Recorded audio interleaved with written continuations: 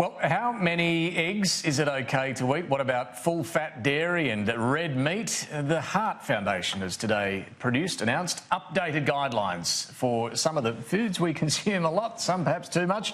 But there's good news when it comes to eggs. In particular, the Heart Foundation has lifted the limit, go for it, as far as eggs are concerned, at least when you're worried about heart attack or stroke or any heart disease. Joining me now is Bill Stavreski, the manager of Heart Health, the Heart Foundation. Thanks very much for your time this afternoon. Let's start on eggs. I'm a big fan of eggs. I'm sure plenty of people are. Tell me about the change that you've announced today and how you arrived at this position. Yeah, thank you, and good afternoon, David, and to your viewers.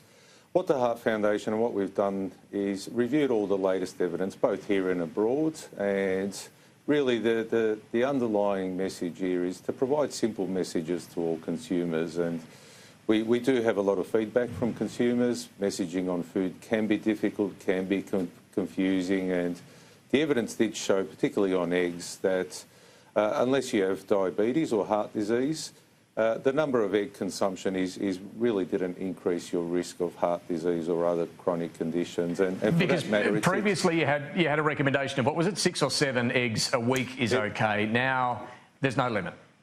It was up to 7 a week, so 1 a day. And what the evidence did show is, for the average healthy Australian, it's not so much about your egg consumption, it's what you have with your eggs, David. So it's not having the bacon, it's not having the sausages, but having bacon's the problem on the side. Yeah.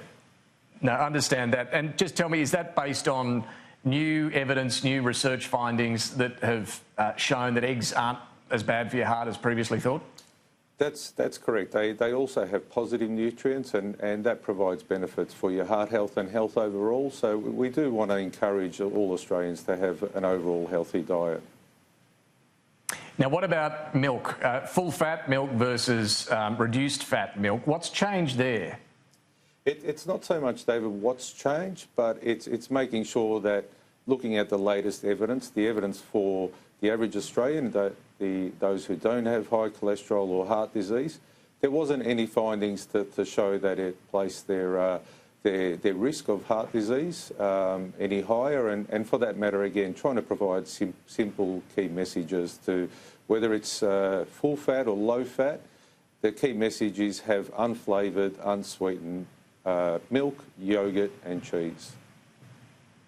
Okay, so full-fat milk, yoghurt or cheese might contribute to cholesterol, but it's not going to worry your heart. Is that the message?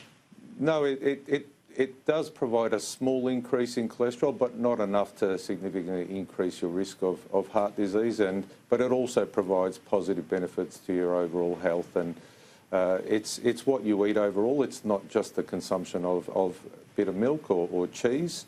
It's how you eat throughout the day, and really that what is goes with the underlying message, correct. Now, what about red meat? What's the latest advice on how much of that to eat?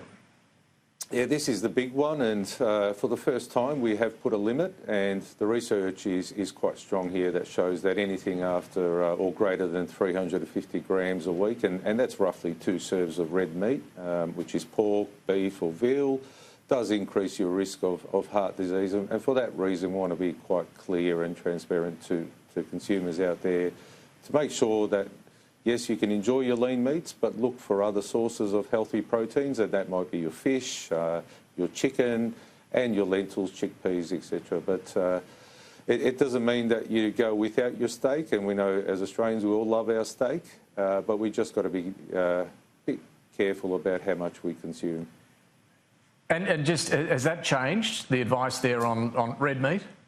It's not that it's changed. We've always said limit the amount, but for the first time we've actually been able to put an amount which is 350, and that is the cooked amount, so it's not your raw weight amount. Right.